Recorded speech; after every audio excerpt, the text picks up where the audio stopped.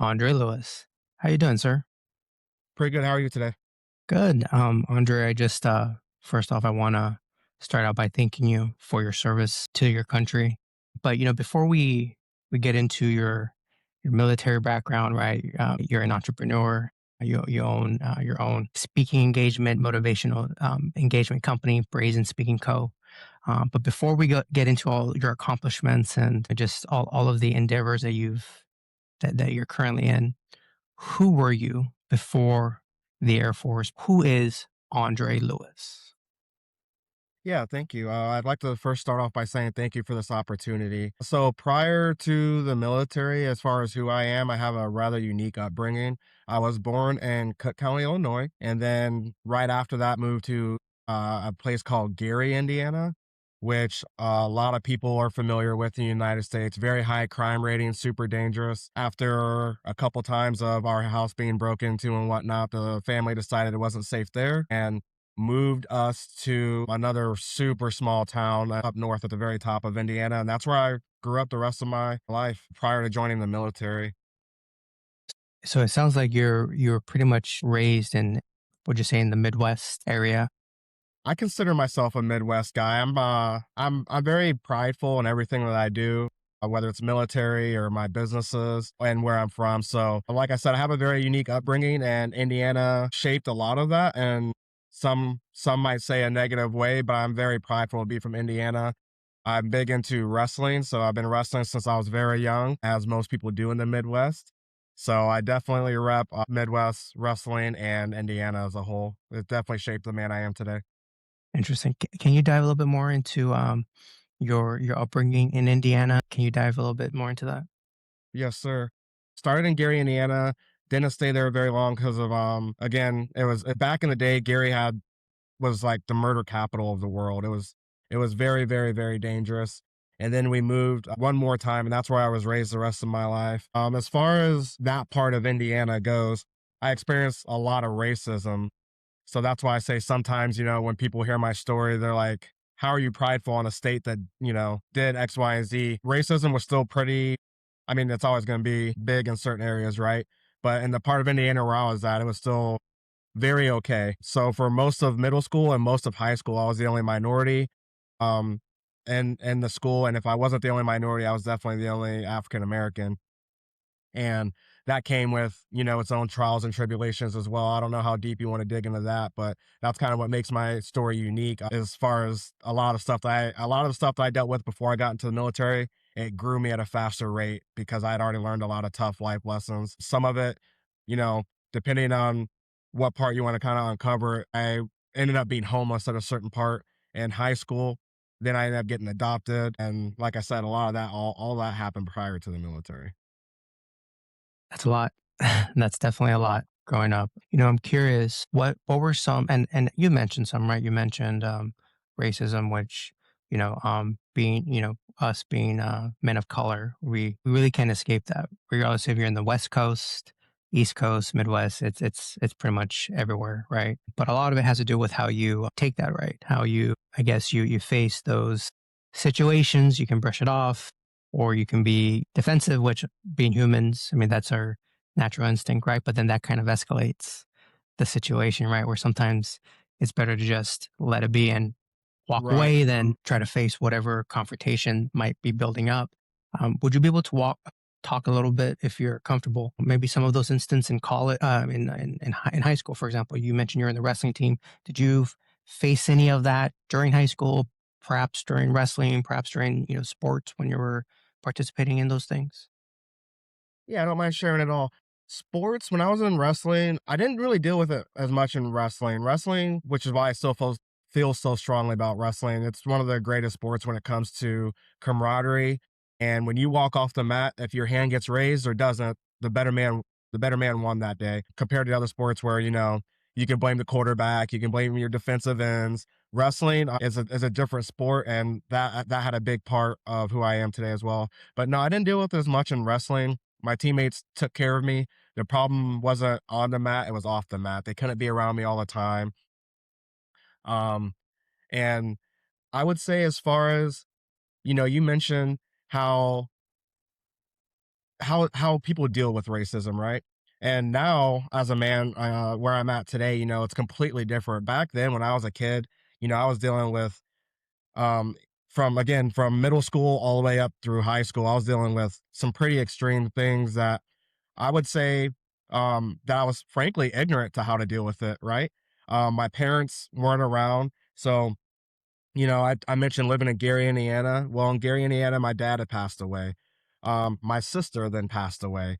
So when we moved to up north in Indiana, it was just my mom and I and a stepdad, right? So I didn't have that structure. I didn't have that capability well, I had the capability, but I didn't have the knowledge. Let's just say that I was very young. So when certain things happened, I had my house set on fire a couple times. So, getting on the bus, smelling like smoke because I didn't have any other clothes. All the kids making fun of me because I'm already the African American kid there. I'm the only one, right?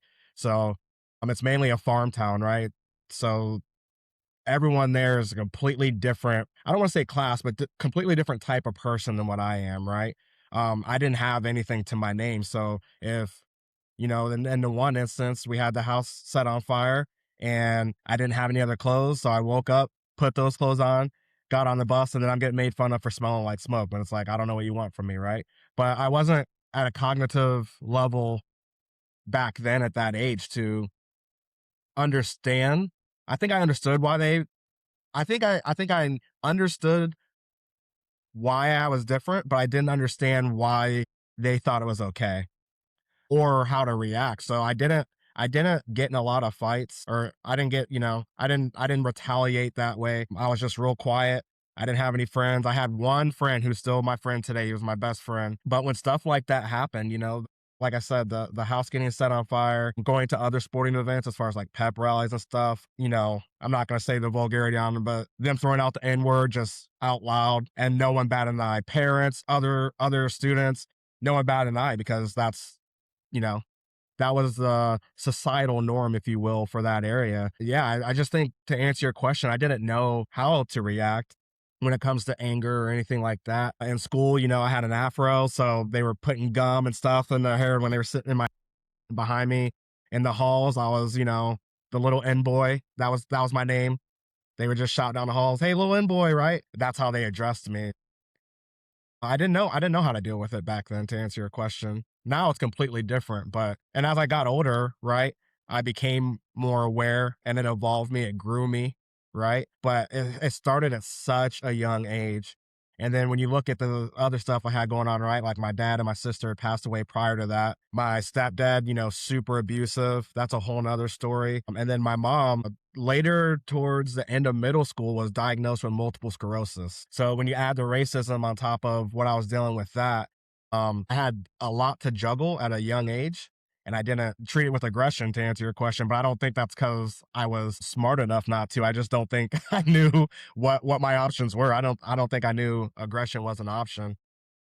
Andrea, first off, thank you for just sharing. I know that in itself is a lot. So I appreciate you just being very transparent and just showing that you trust me. So I appreciate that. And I'm sorry for your loss, your father and your sister. Wow. It really takes me aback because it makes you realize how every state is so different, right? And again, no state is perfect at all, but every state has its own, I don't want to call it identity, but its own culture, right? And toxic culture. And again, I'm not saying all of Indiana is bad, but there's states, states have good and bad. And so all of those challenges that you faced, which several, just losing a home, that in itself is a lot. Um, I know that that adversity, those challenges really helped you develop thick skin, grit, right? Self reliance, right? Things that you can tell just by looking at your career. I mean, you've been in the Air Force 18 plus years, moving up the ranks. Um, and let's be honest, a lot of leaders are built on adversity, are built on what has happened to them in their youth, because then you use that like fuel, right? You use that as fuel to then try to improve your situation and become a better version of yourself than where you've grew up, your origins, things of that nature. with all that being said, and you know all those things you shared with me, how did all that shape your identity as a young adult, if you don't mind sharing? Yeah, absolutely. And I think you hit everything right on the nail on the head. So I think at a very young age, I didn't know it at the time, but I was slowly working towards the mentality of, um, what does it mean? What is the definition of success? And that's something now, which I know we'll get into a little bit later, but that's something now that I really key in on when I'm coaching others, whether it's other people in the military or a lot of civilian companies that I help coach as far as their employees and work towards enhancing their their operations is what is the definition of success? And a lot of people, even as adults now, as you and I sit here and talking, when I ask them that, again, regardless of whether it's military or civilians, they don't know. They pause. I say, "What is your definition of success?" And they say, "Well, what do you mean? Do you mean what do I want my future to look like?" I say, "No, it could be that. It could be today when you wake up, what is your definition of success, right? When you give your effort towards something, how do you determine if that was a loss or not?" And I learned that at a very young age forcibly when, again, my house being set on fire multiple times, right? And I still had to go to school. That's a perspective shift. That is a, hey, no one wants to talk to me. I'm the laughing stock of this school. You know, I'm not even a teenager yet because again, a lot of this happened before I was even in high school. So what does success look like? It's not like I was an all-star in school as far as grades. I didn't flunk out, but I wasn't anything special when it comes to scholarly work. So I learned at a very young age what my definition of success is because it varies between people. And I think that when you fast forward a little bit, and my mom was dealing with her multiple sclerosis, and then she got really bad into drugs because of the multiple sclerosis, that led to me being homeless, right? I think when you wrap everything into one, when you wrap what I've gone through into one focal point, it taught me resilience. So something I know that you're tracking, I've been teaching resilience in the Air Force for over 10 years now as a master resiliency instructor. That's something that we do. We have to get, special training for, and we have to be a resiliency trainer assistant for a number of classes and blah, blah, blah. But resilience is big to me because I feel like there's things that you can't get from a book. There's things that you can't get from a class, and I have those things because I lived it. I was homeless and I was going to school in the same clothes every day because I was sleeping behind dumpsters. I was sleeping underneath vehicles at car lots, right? In the winter in Indiana, which is Midwest, right? Midwest winters. So I have a unique perspective that I think I can use to help people. And I have, to answer your question, that definition of success and helping people find their definition of success, what their purpose is, what their values are, because I had to learn that at a young age, long before I was considered an adult legally in the United States. So, like, what would you mind sharing what your definition of success is? Absolutely.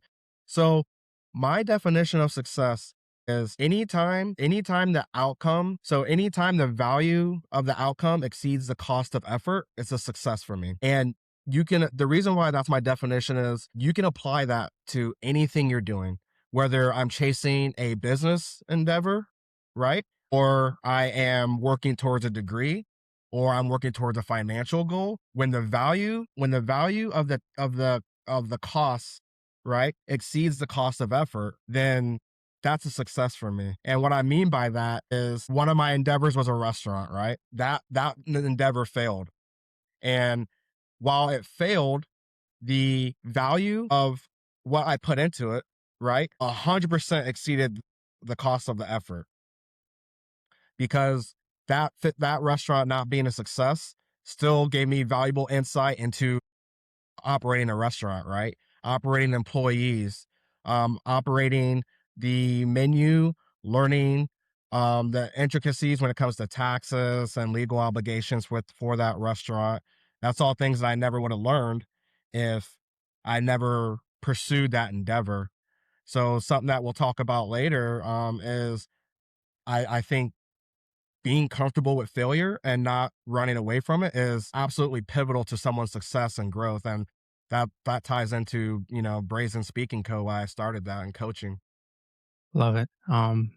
We'll definitely touch base on the restaurant business, but circling back to again just the way you grew up, the adversity, right? The just all the challenges that you faced up until young adulthood. Would you say that all of these things that had happened in your life, regardless if, and let's be honest, all these events were out of your control, right? You're a child, and unfortunately, sometimes we're just born into circumstances. Would you say all those events influenced you some way or attracted you in some way to join the Air Force? And if so, what was that? If you can dive deep a little bit into that. Absolutely.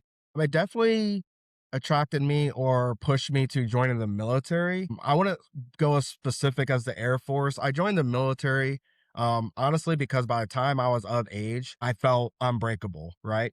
Because of everything I had gone through. It gave me a sense of, I don't want to say purpose. It gave me a sense of if I'm capable of still breathing at this point in time, right? And graduating high school after everything, what else am I capable of? So I joined the military specifically to answer your question because I wanted to be challenged. After years of trials and tribulations, I was being challenged. And when I graduated high school, I was like, there's something here. And the question of, am I doing enough was something that lived rent free in my head. So there's plenty of ways of challenging yourself, even at, as 17 years old. But in my head, there was no better way to challenge yourself than the military, regardless of branch, right? There's Air Force, Coast Guard, Navy, Marines, and each one challenges you differently. But I wanted to see what I was capable of. And I wanted to push myself and see what I can give in a contested environment. And there are very little jobs as a 17 or 18-year-old that will test you like the military, right? So I talked to a bunch of recruiters and Air Force just kind of gave me the best outlook and view. They talked about, some of the traveling opportunities. They talked about some career options based off of my testing and whatnot. And it just aligned best, just aligned what I thought was best for me. But that's why I joined the military as a whole. Is I really was like, okay, I've survived all this, right? I've survived getting bullied and beat up and house being set on fire and being homeless. I've survived all this before I reached 17. So I have to be able to give back. I have to be able to take what I've learned, which at the time I felt like was above average in someone's capability at my age to withstand, right? How can I give that back to others? How can I give that back? The military, in my opinion, was the best way to give that back. College wouldn't have given that back, in my opinion.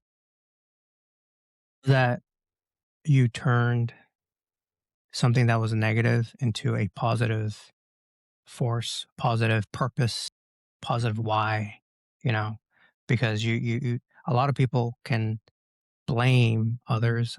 Man, I had so much adversity that I'm just going to give up in life. I'm just not going to, there's no point. But you, totally different, right? You had a winner's mindset in that, yes, these things happen, but your perspective was not necessarily a victim, but more of these were the challenges that I was unfortunately born into. But your positive mindset was, I survived. So I am a survivor. And therefore, I can survive anything that is put in my way. So let me add value to my country by serving in the Air Force and becoming a highly valuable citizen and member of just the U.S. society, which is amazing. Would you be able to educate me a little bit and perhaps describe in detail your journey in the Air Force from the beginning, from how the process works, what ranks you had to go through, testing, things of that nature? Yeah, absolutely. So I joined at 17. So my adopted family signed the waiver for me to join because I wasn't 18 yet. So I joined at 17, went to basic in Texas, and then I went to tech school, um, which is also in Texas. It's a different part. So one's at Lackland, one's at Shepherd. I came in as a 2 Alpha 5X1, so a C-130 crew chief. Um, Aircraft mechanic is the best way to relate. Think about a car mechanic, but for aircraft, right? And then I went to My first base, which was Little Rock, spent a long time there and numerous deployments there. Then I went to Yokota, Japan for 5 years, and then I got stationed back in Little Rock, Arkansas. So that's currently where I'm at now. Man, the military is a very hater love thing, but it's been great for me. I'm not gonna sit here. You and I talked about authenticity prior to this, right? So I'm not gonna sit here and say it's for everyone, and I'm not gonna sit here and advertise the military as it's some unicorn, right? That's gonna take all your bad problems and turn them into good. I've definitely had bad days in the military. I've definitely deployed to areas that weren't so great.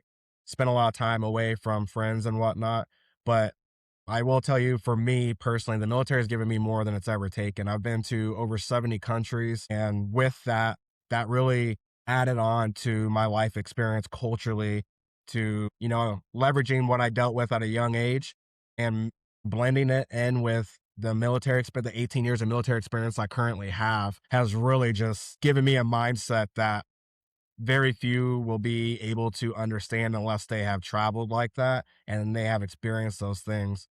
Now, that doesn't mean that the military is the only way to experience those things, of course, right? As an entrepreneur, I have other business owners within my network that, they've traveled and they've experienced some pretty similar things too. So I'm not gonna say the military is the only way, but man, has it given me perspective that I don't think I would have gotten if I didn't join for sure. There's no way to say which routes take you where, but the military has given me something that I wholeheartedly don't think I would have been able to get in any other environment. You mentioned that you were stationed in Japan um, a few times. How did this influence you, especially since growing up right in smaller towns in the U.S.? That must have been, I'm assuming, a culture shock and uh, learning opportunity for you. Yeah, well, luckily, I was being an aircraft mechanic on the C-130.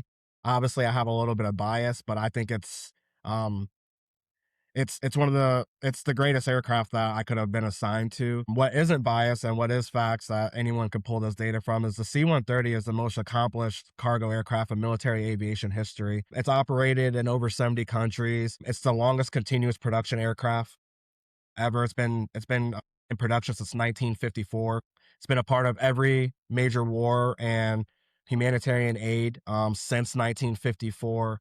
So I was very fortunate to get assigned to that aircraft because that's kind of what took me over. I bring that up because you asked how Japan, if Japan was a culture shock for me, and it wasn't as much of a culture shock because by the time I had gotten to Japan, I had already been in the military about 10 years or so, and the C-130 had already taken me to, at that time, over 55 or so countries. So I had already kind of been developed, right, when it comes to different cultures before I had gotten to Japan. And then Japan just kind of put the cherry on the frosting, so to speak, continued that development and perspective. And man, Japan's just absolutely phenomenal. One of my favorite countries I've ever been to out of 70 plus. Japan is definitely one of the best countries you'll ever go to. Amazing. Can you share a little bit more of what and I'm sorry if I get this wrong. C-130. I'm assuming that's the name of the aircraft model or the name. Can you explain a little bit more of the perhaps the historical um, value, importance of this craft, and um, perhaps also mention what what was the first country you were able to visit when you first started working on this aircraft? Yeah, absolutely. So again, I have a little bias. I'm very proud of the C-130, but any numbers that I tell you is all stuff that you could pull on the internet. So like I said, the C-130 is the longest continuous production in military aviation history for any country. It's still being built today, just newer models, basically. Um, I talked about 70 plus different countries operate the C-130. So it's one of the only aircraft, like I said, to be in continuous production since 1954, but it's also one of the few aircraft to accrue cumulatively over 4 million flight hours. And that is partially because of how the aircraft is used or utilized. Like I said, we use it in a vast amount of ways, but it's a pivotal aircraft in aviation history, regardless, not just for the United States, but for any country that operates it.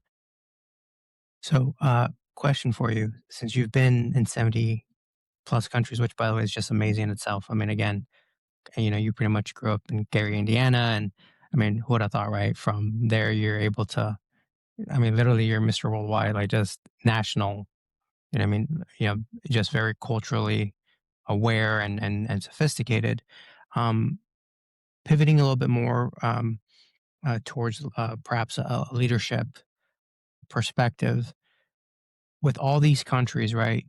You've clearly were influenced, right? Because when you visit a new place, you learn new things, right? You mentioned Japan and how you were able to really value Japanese culture. My question to you is how does leadership change across different countries and environments? And I ask that because I'm sure the definition of leadership might be slightly different in Japan than perhaps in the US. Maybe perhaps certain qualities, personal qualities might be different. Would you care to share how the definition of leadership changes across different countries and environments? Absolutely. So it's important to note that when you ask multiple people one question, but they all are going to give you different answers, right? So if I were to ask five people of my rank in the military the same question, they're all going to give you different answers. I will tell you a unpopular opinion of mine is that a leadership doesn't fundamentally change across countries. So, or environments, people do. People change. So, titles, cultures, contexts may shift, but the core of leadership remains the same, which is awareness. In my opinion, that's one of the most important factors of any great leader is awareness, right? Effective leadership comes down to understanding the individuals you're responsible for, what motivates them, what they struggle with, what they value, and what they need in order to perform and grow, right? Awareness is how you determine all those things. When leaders focus less on geography or organizational charts and more on human beings in front of them, leadership becomes adaptable without losing its integrity. So the environment may influence how we communicate with our people, right? But awareness determines how well you lead. And that's anywhere in the world. So again, unpopular opinion, but I don't base it off of that. And, we talked about my deployments and my travels. And the reason why I feel this way to kind of back that up is I've been, I've had tough situations with my team in somewhere like Italy, right? Compared to situations in Iraq. So what I'm trying to say is Iraq, when we're getting mortared and dealing with all of, these contested environments in Iraq, I've had some days that were better there than some of the travels I've been to in Poland and Italy. So what I'm saying is if you don't know how to have that awareness, if you don't know what motivates your people, um, if you don't know what they're struggling with and what they value, then you can have just as bad of an environment anywhere, even if it's a safe environment, right? I've had bad times in England because, there were things that were missed on how my team was performing. And I didn't ask, some of the right questions. So I think the environment, I'm not gonna say it doesn't matter, but I don't think leadership changes. If you have awareness, then when you go somewhere, right, you're gonna have that awareness to notice that that environment is changing them, which means you need to be more aware on how that's affecting them. But the principles of a great leader don't change regardless of where you're at. I absolutely agree. It's funny. It's funny you say these things because these are things that I've applied in my different, the different positions I've held in the private sector as a civilian. I think what it really boils down to is relationships, right? Actually caring about the people that report to you. To your point, right? Understand their psyche, understand their persona, their personal life, understand what motivates them, what you know. Don't want to say trigger, but what keeps them up at night, right? And using all of that information to have a holistic view for, in your case, missions, right, that you have to accomplish and leverage the strengths, perhaps avoid the weaknesses or build the weaknesses into strengths. And a lot of that goes back to what you and I discussed is authenticity, right? I had a kid. We were stationed in Japan. We were TDY to South Korea. We were in South Korea for business. We had gotten on our plane. The plane had broke, so it was our job to fix it. We were in South Korea, and um, this is his first TDY. So TDY means temporary duty yonder. It's when we get orders to take the plane and go somewhere for business, right? It was his first time. He's young, he's new to the Air Force. Um, and man, he is just zipping around the flight line, hey sir, what can I do? What do we need to order? He's just real anxious, right? And it took me sitting him down and finding out what's going on.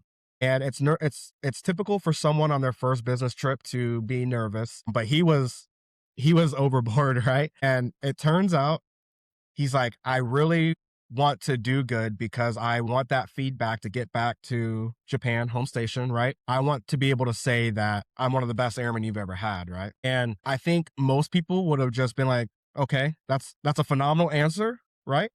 But slow down that way we don't do something dangerous that's going to cause the plane to crash and cost normal lives, right? That's what most people, in my opinion, as a leader would say. Hey, that's awesome. You have a good work ethic. Let's get this job done. But I want to key in on why that was so important to him. Why is this feedback for your first trip so important to get back to home station?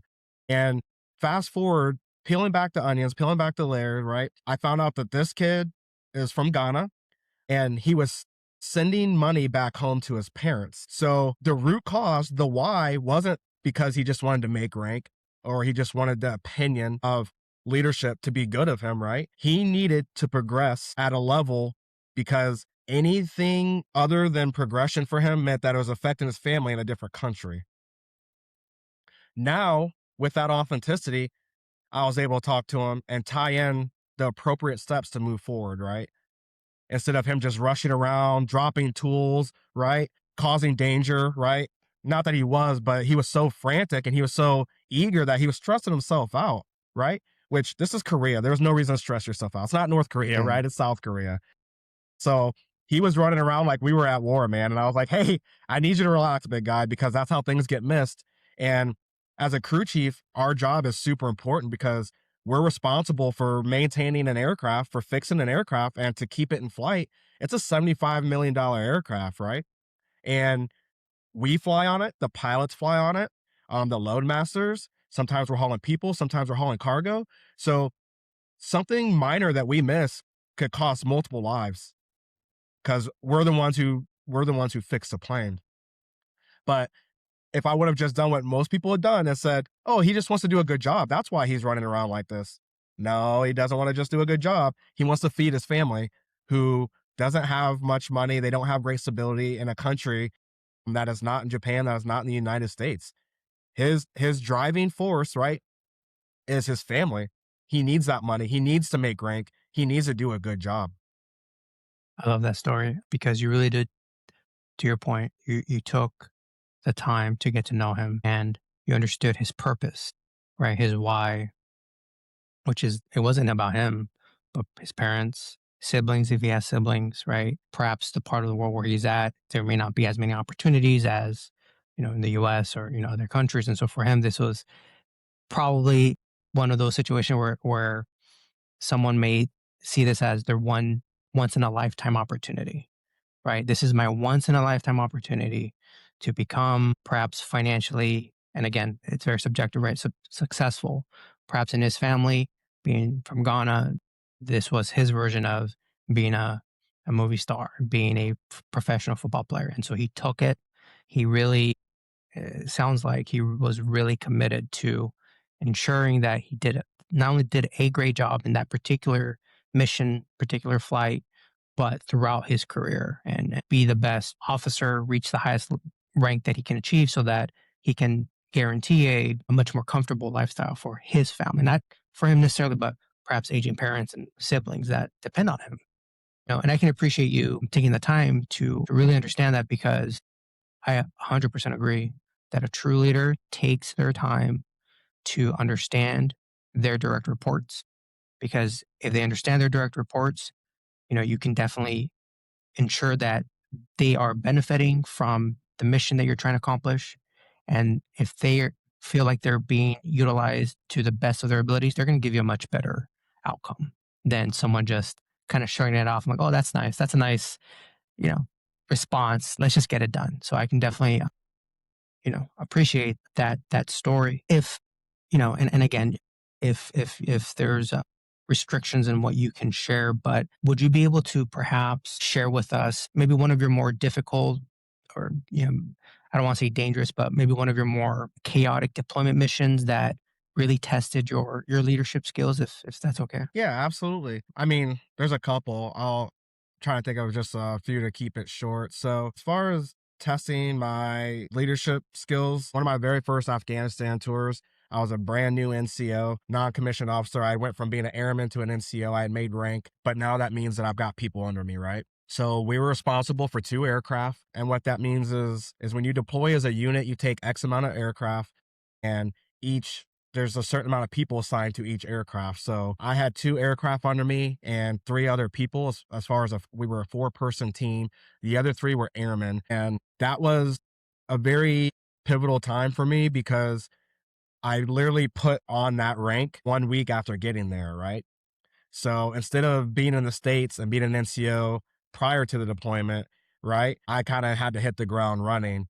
And with that, right, humans were inherently flawed. So with that, there were mistakes that were made, right? And then there were good things that were occurred too. But that was a pivotal moment for me because I had to learn how to not just direct, but follow, right?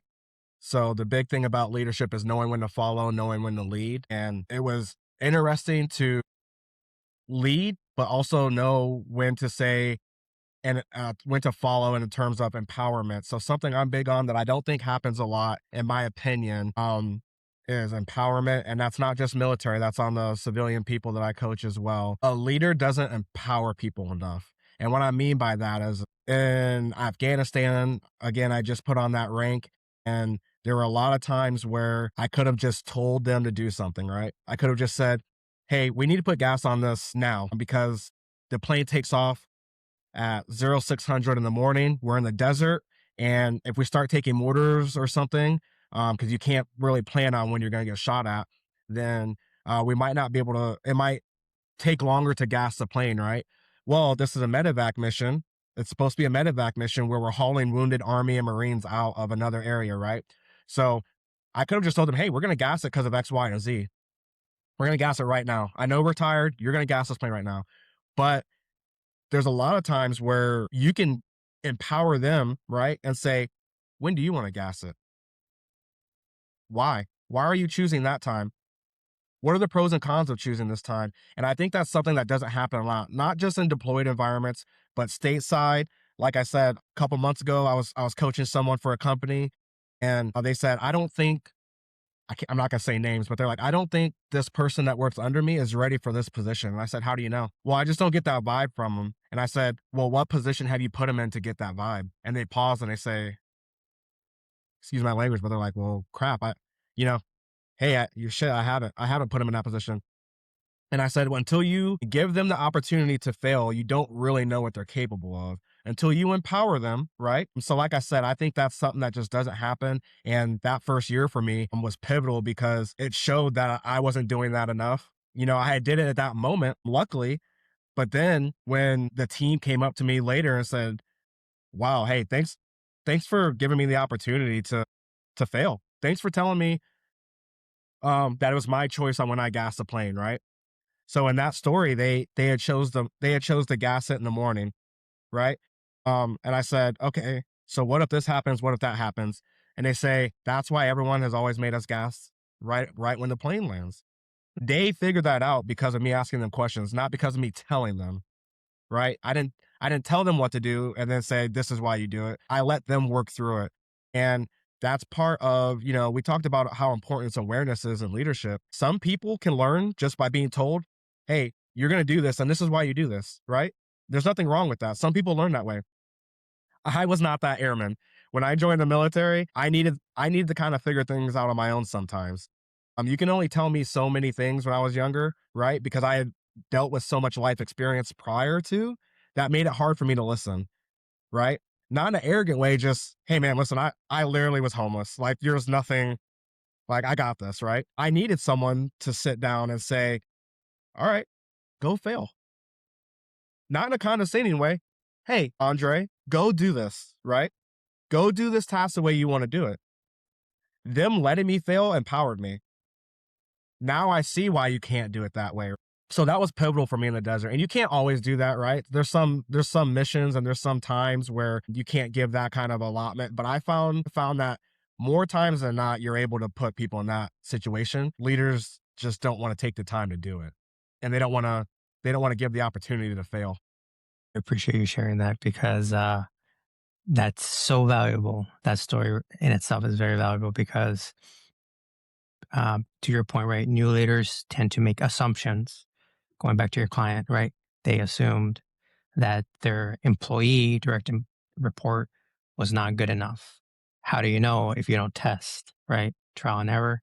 Give the employee an opportunity to prove themselves, see what their critical thinking capabilities are, their critical thinking skills are. And even if they fail, well, to your point, right? They've learned something in that process where it doesn't mean that they can't reach the type of role, the type of rank that they want. It just means it might take a little bit more time, but finesse it a little bit, right? So trial and errors becomes less errors. And then at some point it gets to the point where they're efficient, where now they're ready.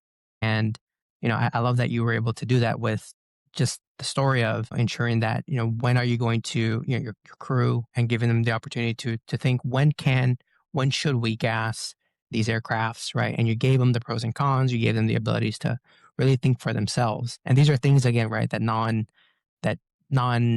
military individuals really don't think about because it's not part of our day to day. But as civilians, we can appreciate that because there are so many variables that come into play in different types of deployments. In this case, your story. But transitioning from all those valuable firsthand leadership experiences that you've developed, I kind of want to transition a little bit more to uh, your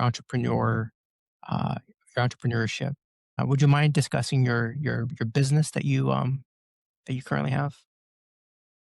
Yeah, no problem. Thank you for the opportunity. So, um, I always consider myself, I am an entrepreneur, but I always consider myself a professional student. I really love learning. I love failing. I love growing. So I say that because I'm kind of spread out. I'm into real estate.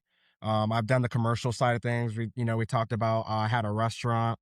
So I really love asset acquisitions, buying currently established businesses, and seeing, pushing myself. That gives me the opportunity to grow. And then right now, my main focus is Brazen Speaking Co. It's a keynote speaking and coaching company that does coaching and mentoring and keynote speaking. And um, my hopes are to, kind of grow that globally. That's my passion. I love it. And what I like about you and your story is that you see a lot of these newer motivational speakers, but they don't have experience. Like, how can you motivate when you didn't build something? You didn't go through, right? But you build so much. You've gone through so much. You know so much that I feel like this is just the perfect next step for you. Being a keynote speaker, being a life coach, because even though you may not have, a PhD in psychology, don't matter because you lived through all of that. So all the psychology courses you would have taken, you lived through that up to age 17. You know what I mean? And so I think this Absolutely. is, just having that first hands-on experience is more authentic, more valuable, more raw, more relatable than someone that just had this nice, simple, trajectory of academia. And so I can definitely appreciate that. What do you have a specific philosophy that you live by, and more specifically, not just in your life, but perhaps with your businesses? Yeah, absolutely. So something I focus on, it's in Brazen Speaking Code, but my philosophy that I kind of transition, I apply to everything is the beauty of the barrier. And really what that is there is beauty in overcoming barriers. And we talked about earlier when we first started this podcast how so many people spend most of their lives running away from things that could cause stress, right? Things that could end up in failure. And it's unfortunate because my study of failure has shown that that's where you grow, right? So I'm not saying whoever's listening to this, I'm not saying you should throw caution to the wind and just go buy a business, right? Without any planning or anything like that. But what I am saying is, I don't know how many people I've coached where they said, man, I'd really like to get into this. And I say, so why don't you?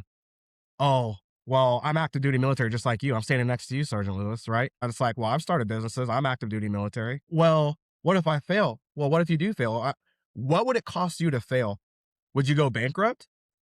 Well, I don't know. I don't know how much it costs. So you're saying that you haven't run the numbers to see if you can do something. You're just saying you can't do it. At one of my not commencement speeches, but at one of my speeches I did for a NCO academy. So in the military, we have NCO academies where you go, you have to do school after you make a certain rank. They invited me to be one of the speakers there. And something that I always like to bring up, or stories that I like to bring up that really stuck with them and has really stuck with some speeches I've done on the outside is Reggie Jackson, right, is known for his home runs. But what he's not known for is the 9,000 strikeouts that he had, right? He set a record for the most strikeouts. But people talk about his success, as they should, but the barrier was overcoming him striking out, right? He had to strike out to get to where he is now, right? That's a beautiful thing. That's beauty in the barrier. Michael Jordan, everyone knows who Michael Jordan is, right? Over over 3,000 shots at the rim, right? He's lost almost 300 games, but that's not what he's known for. Walt Disney was fired from his paper route, right? You know what they told him? They said, "You lack imagination." Now he is Walt Disney. J.K. Rowling, divorced, right? Homeless, bankrupt, had a child, and now she sold over 500 million copies worldwide. You have Elon Musk, Richard Branson, right? All these people. Elon is someone that was laughed out when they said, "I'm going to create Tesla." He was laughed out, right? He was laughed out of the banks. Then same thing. He created Tesla. Tesla is what it is now. I'm not going to go into that. Then same thing. Hey, I want to build rockets that go into space. They laughed him out again, right? You're not NASA, dude. You can't do that. Then he did it. He was the first person. He was the first he was the first company to successfully catch his own rocket, right? All those trials and tribulations. So my point in that long-winded answer is all the successful people today and in the past, the most successful people you can think of, they all overcame adversity. They all overcame barriers, right? And most people you talk to, don't believe me, just walk around and ask people, avoid it. They avoid it. Oh man, I don't know. I could lose $200 if I try that. Well, with losing $200, is the opportunity cost not worth $200 to you, right? If you lose $200, are you not gonna be able to feed your family? No, I can still feed my family. So you losing $200 does what exactly? Well, I just lose. So you can still make your mortgage payment. You can still feed your kids. You can still take care of your wife. You're still going to wake up and go to work the next day. You're just not one to have a fail on your record. Interesting. I love everything you just said because it really aligns with what I believe, as well as um, call it recipe, call it the process of success, the opportunity cost, right?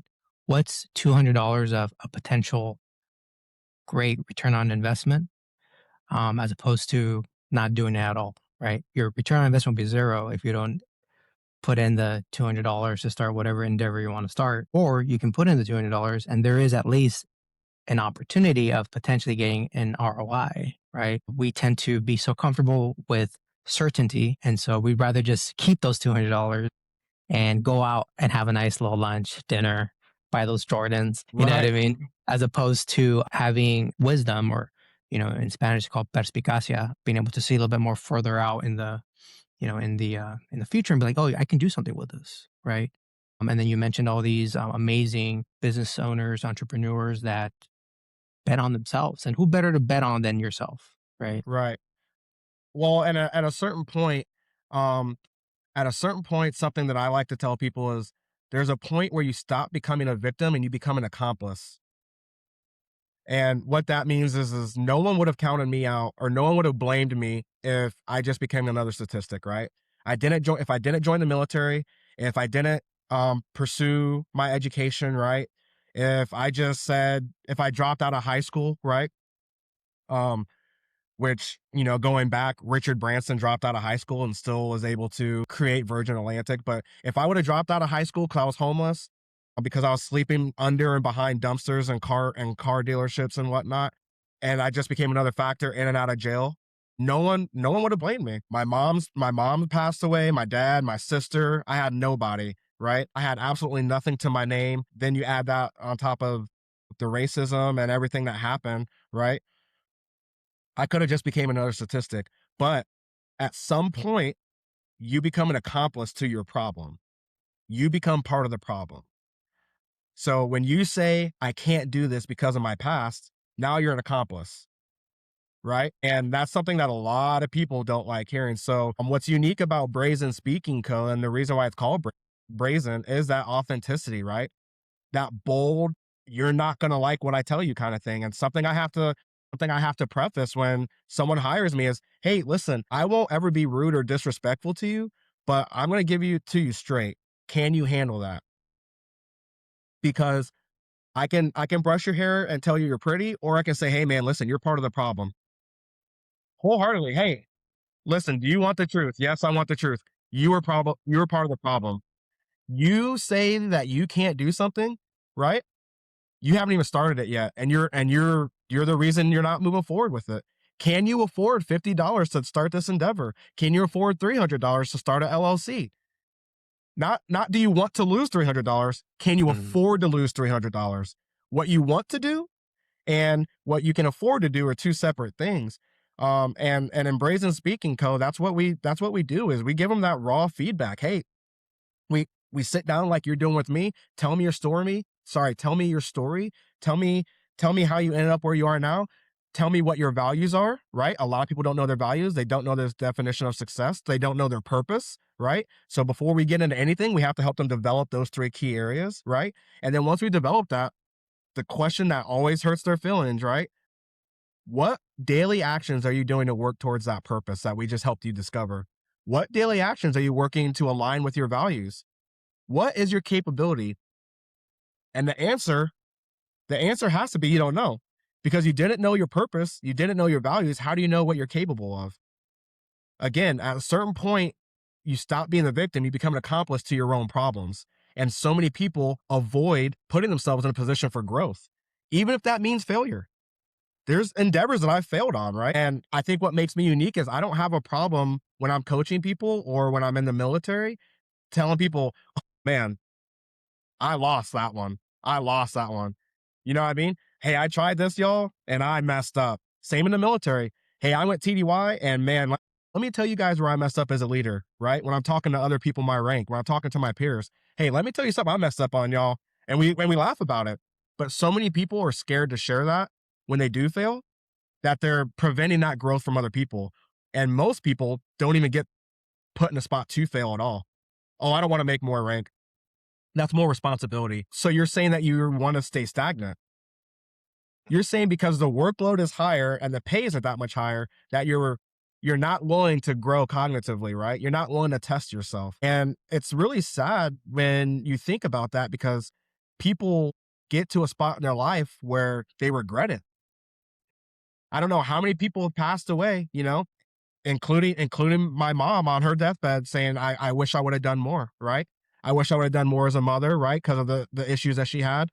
Or I wish I would have done more to be more successful, right? Um, I've dealt with a lot of death in my life, and so many people said, I wish I would have done more. I wish I would have applied myself more. So there's people that pass away daily that don't know what they're capable of because life is short. I could go out right after this podcast and get in a car accident, right? And if I wasn't doing what I'm doing right now, I wouldn't have had the opportunity to see if I'm capable of more. And that's the beauty of the barrier. Don't avoid your barriers. Leverage them to slingshot you to success. I love it. Everything you just said, truly aligns with my own research as well as to what creates leaders, business owners, professionals that are just rock stars in their industry. I wanted to shift a little bit and be a little bit more specific with the purpose of a man, of being a man, right? You mentioned so many things that aligns with us being men, and that a man's purpose truly is a man's calling in life, right? If a man doesn't have a purpose in life, then he tends to just walk around aimlessly. And I feel that aligns with your philosophy in that what is your why? What is your purpose? What is your goal? Because at the end of the day, men are and again, I'm not trying to discriminate against other individuals, but just two men talking. We're meant to create. We're meant to go out and have a purpose and achieve. That's what we were created for. And so, based on all of your experience, and I mean, you've lived so many lives. I mean, literally, the boy that you were in Indiana to the man that you are now, different. You've lived several novels, several lives, right up to this point. From your experience, how did the military shape your definition of manhood, the purpose of being a man? Yeah, that's a good question. To me, manhood shows up in service, right? And not just in the military, but you did ask military specifically. But I just wanted to preface that what I'm about to say, to me, whether I joined the military or not, this is my answer just in general. Manhood shows up in service. There's so many people that are on this world just to take instead of give. And to me, when I say manhood shows up in service, who you lift, who you protect, and who you leave better than you found them is showing up in service. And that's why I say it's not specific to the military. I live my life to give back. And when it's all said and done, no matter what happens and no matter when I take my last breath, I want to feel like I gave back more than I took from this world. And if I didn't, then I want to know that I tried. To me, it's about effort. So I'm a very ambitious person. It's one of my four key values is ambition. I'm a very, very, very ambitious person. But you and I talked about life being short, right? So I am okay with not reaching my goals if something happens. I am not okay with not trying and not putting forth that effort just because I might fail or I might not succeed. So, but to answer your question, that's my definition of manhood. Manhood shows up in service, right?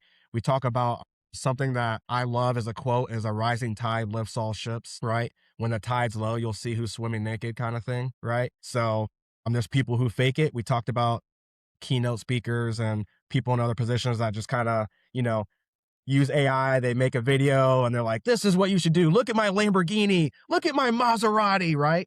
Mhm. That's when when the tide is low, you'll see who's swimming naked. So when people hire them and when people kind of follow that lifestyle and realize that none of that stuff was ever there, you'll see they were swimming naked the whole time. A rising tide lifts all ships though. I try to be the tide. I try to be that rising tide. So I'm not flashy, right? They're not going to see this in the podcast, but I'm wearing a Under Armour sweatshirt, right? I'm not a I'm not a flashy guy. I want to give back and I want to I want to give back more than what I'm taking from this world. So to me, that is manhood. In any situation you can present yourself in, what are you giving to that situation? Absolutely. Andre Lewis, thank you so much for joining the podcast. Thank you for the opportunity, sir.